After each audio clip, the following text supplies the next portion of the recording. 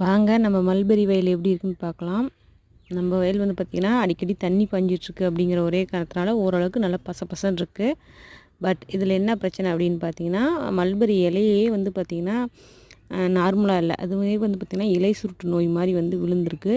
அதாவது தலைவில் அந்த குருத்து புழு இருக்கு இல்லைங்களா, அந்த மாதிரி அட்டாக் ஆகி அந்த குருத்து தலைய முடியாமல் இலை வந்து எல்லாம் சாறு உறிஞ்சி சுருண்ட மாதிரி ஒரு சத்து இல்லாத மாதிரி இருக்குது. பட் இலை வந்து பசபசன்னு நல்லா தான் இருக்குது.